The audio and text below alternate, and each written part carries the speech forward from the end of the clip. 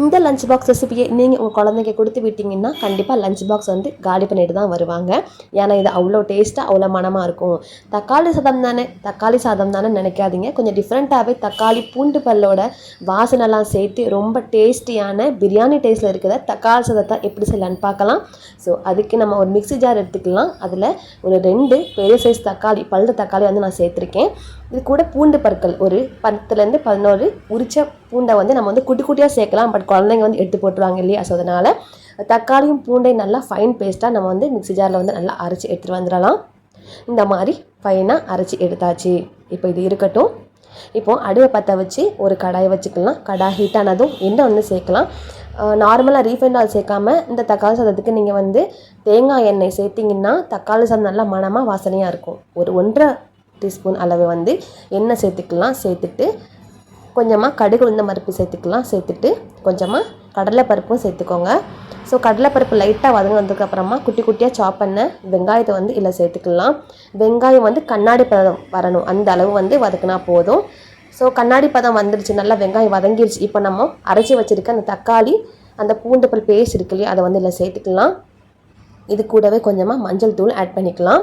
தக்காளிலேருந்து எண்ணெய் வந்து பிரிஞ்சு வரணும், அந்த அளவு நல்லாவே வதக்கி விட்டுக்கலாம். லைட்டாக ஒரு 2 நிமிஷம் போல் கொதிக்க வச்சு எடுத்துக்கலாம். இப்போ நம்மளுக்கு வந்து செப்பரேட் ஆகிரும் எண்ணெயும் தக்காளியும் வந்து.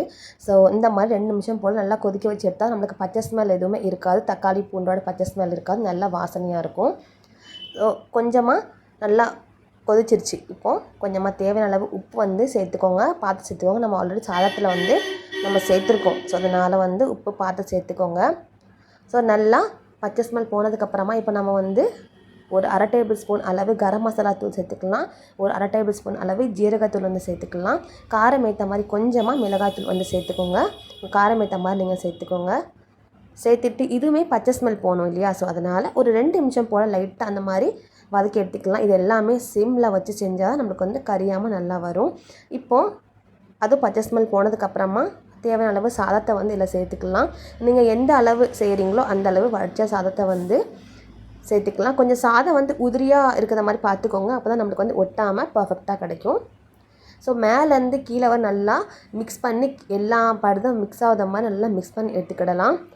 அடுப்பை வந்து சிம்மில் வச்சு தான் அந்த ப்ராசஸ் பண்ணணும், அப்போ தான் நம்மளுக்கு வந்து கரியாமல் நல்லா வாசனையாக கிடைக்கும். ஒரு 2லேருந்து 3 நிமிஷம் போல் நல்லாவே மிக்ஸ் பண்ணி எடுத்துக்கலாம்.